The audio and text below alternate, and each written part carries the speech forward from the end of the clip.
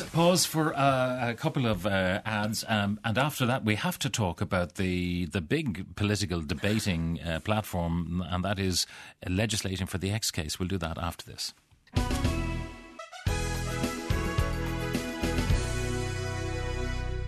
The absence of constitutional change, there will continue to be a British solution to this Irish problem.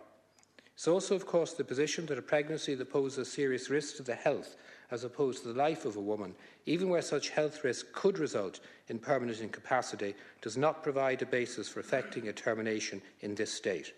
The reality, of course, is that there is no impediment to men seeking and obtaining any required medical intervention to protect not only their life but also their health and quality of life. I am, of course, not only Minister for Justice and Defence, but also Minister for Equality. It can truly be said that the right of pregnant women to have their health protected is, under our constitutional framework, a qualified right. This will remain the position. This is a republic in which we proclaim the equality of all our citizens, but it is a reality that some citizens are more equal than others. That was Alan Shatter in the context of the announcement of what was going to be done in the wake of the expert review group on the X case, suggesting that even after the legislation and regulation that women would be treated in an unequal way to men. Breda, does he have a point? I found it profoundly ironic, that particular statement, because of the complete absence of the qualified right to life of the unborn child in that statement. It was almost as if that wasn't a factor at all, as if pregnant women aren't pregnant with children, and that wasn't something that he, as Minister for Justice and Minister for Equality, had a right to vindicate. I think in our society that we have it's a unique moral conundrum, because you're balancing rights. For me, I see those rights being on the same side. I see mother and child being on the same side, and they both need protection, they both need care. And that's the kind of society I want to live in. And thus far, there will always be tragedies. Those tragedies are horrific because they involve women who are looking forward to, the happiest time of their life. Perhaps, the birth of a first child. But thus far, what we have done is we have tried to preserve the lives of both. And where it is not possible, we have tried to preserve the life that is most likely to survive, and that is the life of the mother. I think that's an honourable record. I don't see that as an unequal situation. I see it as something that values all human life, and something that I think we can be proud of. There's been some comment and criticism, indeed, of the pro-life side of this debate, so-called pro-life side, because there hasn't been very active campaigning for, to reform the right to travel, which allows 4,000 women plus every year to avail of abortions in the UK. And what is proposed here, no one is suggesting that suicide will be used as the basis for terminations in anything like 4,000 women every year. Yet there are 4,000 women who are using another right. Some of us take very seriously the fact that we have an abortion rate here in Ireland. For example, I was involved in a conference a number of years ago called 5,000 Too Many, which looked at reducing the abortion rate, but not through punitive or forcible methods. And we brought together, I got fantastic support, everyone from Senator Mary Henry to Liz McManus to Patricia Casey, who was inspirational in the amount of work that she put into it. Right across the board, people say, yeah, we have a problem. Yes, we need to reduce it. It's how you do it. You do it by providing alternatives. And as a result, the Crisis Pregnancy Agency, for example, was brought into force, and so on. So I think most people, there are a few exceptions, but there are actually the few, would say that abortion is a tragedy. That where you deliberately, a woman feels that her only option is to end the life of her child. It's a tragic situation, and I think that what we need to be doing is looking, how do we reduce that? And there are ways we can reduce it. And budgets, for example, have a huge impact.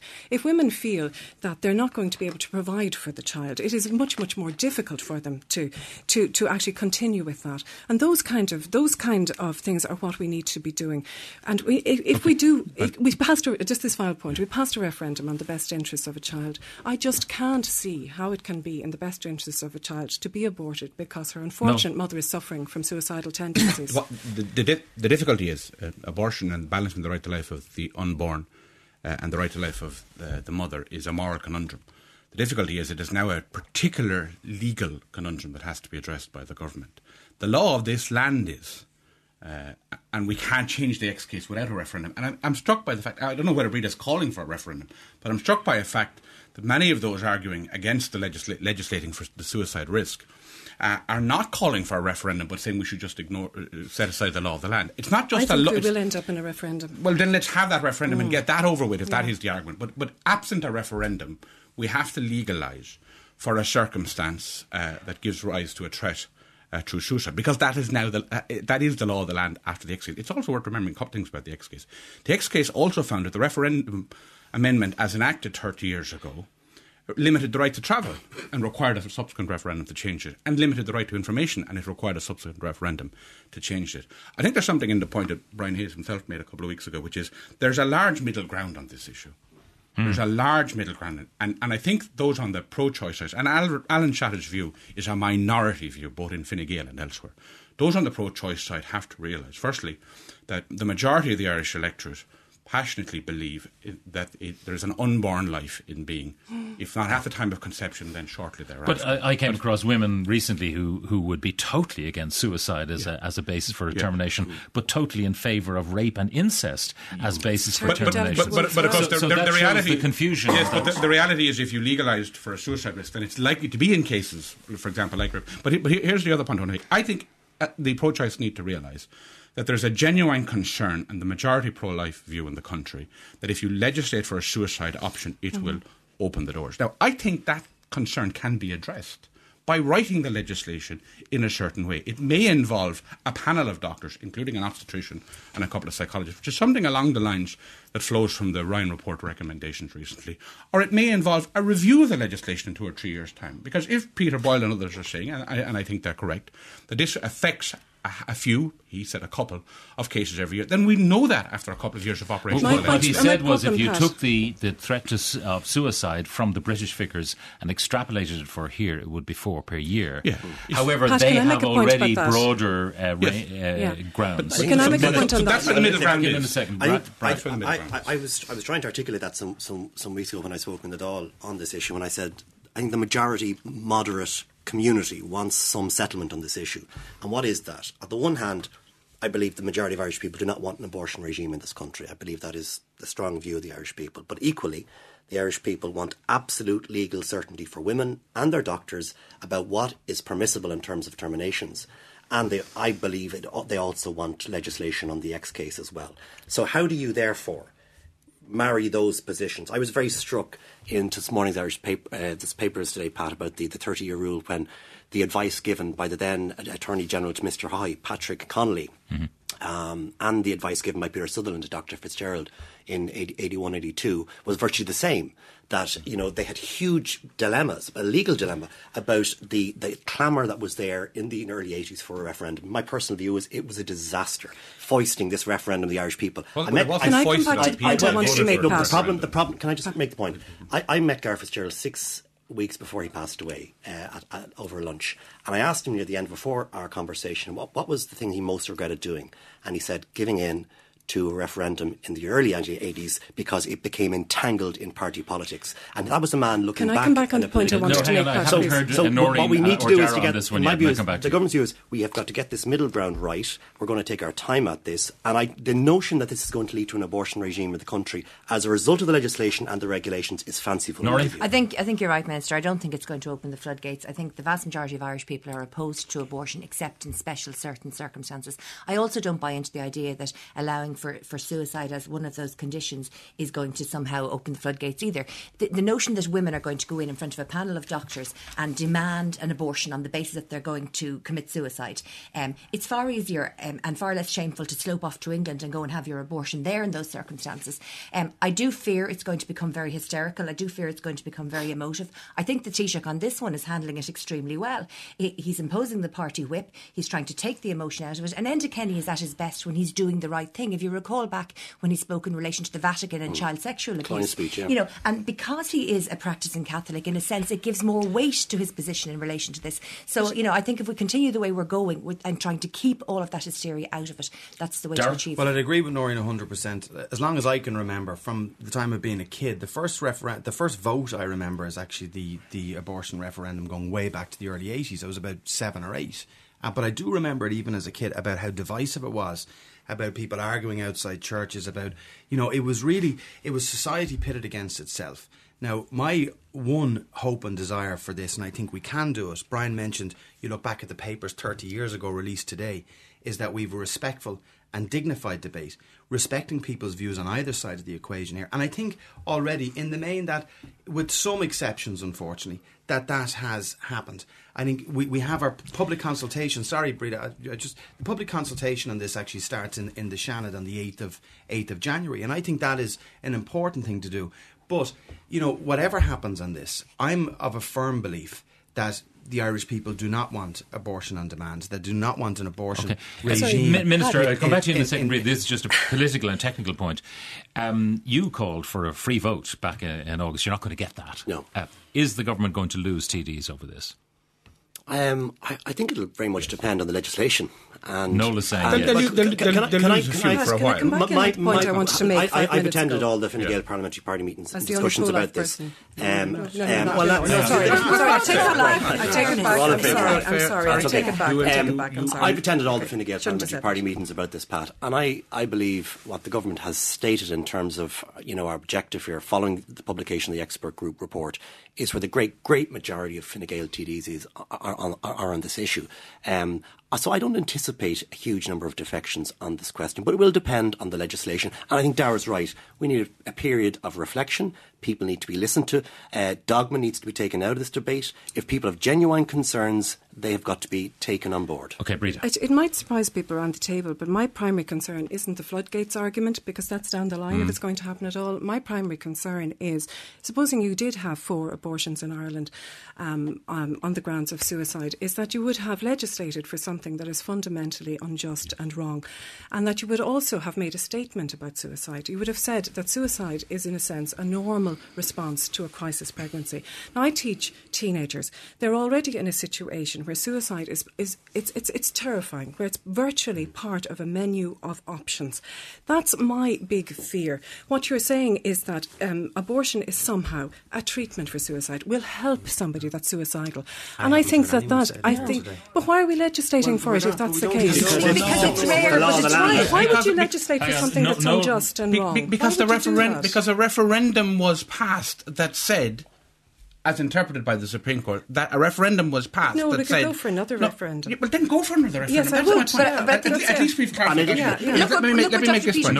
We've had a referendum. Peter Boyle, who headed the expert group, Noel and then... Sorry. Let me make this point. I come from a pro-life position, and a strongly pro-life position. Yes, and I accept that. The only disagreement between you and me, Breda, is I believe is that we should legislate for the suicide option, or that we have no option to do so short of a referendum. But I think there's always an I have no alternative. doubt that if there were a referendum in the morning, the electorate would pass for something similar to that in certain circumstances. That's my analysis of the situation. However, I think it's not fair or correct, Minister, to dismiss the concerns about suicide becoming a wedge, as it were, as fanciful or as hysterical. I think you can find the terms and words to address those concerns, which are genuine. I think go back to what Dr. Peter Boylan said, the expert group. He said that the circumstances of suicide are rare but real. And that's the reality. That they're rare but real. And we do have... But nobody's suggesting that it is an encouragement or it is in any way... Will it help the woman who's suicidal to offer her an abortion? Because people who are suicidal are in such a fragile But hold on situation. a minute, Breda. There have been circumstances where women have taken their own lives in pregnancy. So we've got to deal with that situation. Will it help, Noreen? That's my question. Will offering an abortion help? Because I can't make that judgment, with all due respect, neither can you. It has to be a psychiatrist, an obstetrician, somebody with that expertise. We want to come back to Breda. A lot of the time we have these discussions, people start saying the Supreme Court were wrong. They didn't take the right evidence. They talked to psychologists instead of psychiatrists, blah, blah, blah, blah, blah. However, Noel's position, from a very pro-life position, is that is the law, is the law, is the law. So but you can't fetishize the law. Voted for by the people. The law as it stands. Voted for by the people. It's more than that, Pat. It's more than that. Under our Constitution, the Supreme Court is the sole body of interpretation. The Supreme Court is the interpreting body of law. Now, 20 years ago, we had this ruling. We have had subsequent referendums, and they failed. And actually, the last time, in fairness, when Bertie Ahern put the question, he then said that legislation would be the only option if the people fail to accept this. So the idea that another referendum would resolve this issue... Let's look at the children's rights referendum. How long people lobbied for that and how long they continued to look for that, in spite of the fact that there was no popular grassroots demand for it, and they eventually got it passed. I think we're lucky in that the Supreme Court, we have a constitutional government here where the Constitution can be amended if the Supreme Court is not the final. It's not the final the sole arbiter. body of interpretation. It is, yes, but if you amend the Constitution, you have a different interpretation. And I think that there is that you have to think, is the law just? Is the law just? Is it just to legislate for abortion on the grounds of suicide? Is it right? I'm sure you've thought about this, Breda. If there is to be another amendment to change the impact of this, what would you want to put to the people?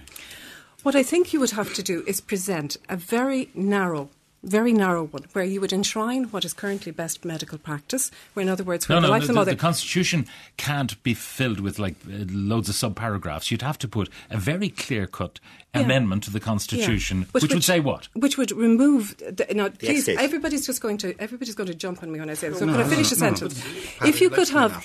What has happened heretofore is that it has been presented to people with incredibly... the last one was incredibly complex in terms of that there was legislation going with it. There were things like that abortion was going to result in 12-year prison sentences for women. It was incredibly complex. If you had one simple, and it's never going to be simple but one a carefully framed amendment that would remove the threat of suicide and preserve the right to life of the mother in other circumstances. The advice of Peter Sutherland and others in the 30th paper today is not news. It was actually an issue during the campaign. Correct. The people were warned that what the pro-life presented as a straightforward, simple, had unintended consequences. But you would do nothing at all. I don't believe that there's a popular majority for the case Breda is making. That's fine. That isn't the reason for not putting it. But the other reality is referendums only happen when the Dáil proposes them to the people. That's also the legal situation. And there isn't the Dáil majority for such a referendum going to the people at this stage. What there may be, and this is why I think the pro-life views would be better spending their time in the next 2 months trying to reassure that the legislation is framed in a way that doesn't give rise to easily available abortion. But what's the acceptable rate of abortion? Is 4 acceptable? I don't think it is. Well, what's the acceptable rate of death of mothers? But you're presuming that will preserve the lives of mothers. Now, Noel, I think that's a highly dubious The evidence, as you know, is out on that question in other jurisdictions. The evidence in Ireland is unreliable because those who threaten suicide in Ireland go to England for abortions. And therefore, I'm quite happy to leave it to the psychiatrists, perhaps with the help of obstetricians as a voice for the child at the medical table. But I trust psychiatrists, but we would have no suicide rate if psychiatrists were able to predict it. I think the last few minutes have shown here, maybe in some respect, about how not to have a debate and not to label. Like, I come from a very pro-life background myself. I think all of us want the mother and child protected, right? And those of us particularly who have children. But we also have to recognise is that, this is an issue that has not gone away for as long as I can remember. And that I think that we have to look over the next... What's Fianna Fáil going to do? Well, Breda, you've had a long time here now to talk on this. I'm trying to make we're coming to the end of it, so you better be quick. What I'm actually saying, what we're going to do, to answer Breda's question, what we're going to do is, obviously, we have the public hearings between the 8th and the 11th. We've got to actually see what government are actually proposing as well. Many of us hold different views within our party, same as in Fine Gael and I'm sure in Labour and others. And what we've got to do is, as a group, is to sit down and discuss that amongst ourselves. No one has the monopoly of wisdom on this subject. Breda, I want to take you up on that, Brian, if I could. You won't have time. Breda, that is not... We're going to come up as a group, as a party, with the position on this. But we need to know what the government are proposing. We have to leave it there. Minister Brian Hayes, thank you very much for joining us. Senator Breda O'Brien, thank you. Noreen Hegarty, Noel Whelan and Breda O'Brien. Thank you all for joining us this morning. And a very happy New Year.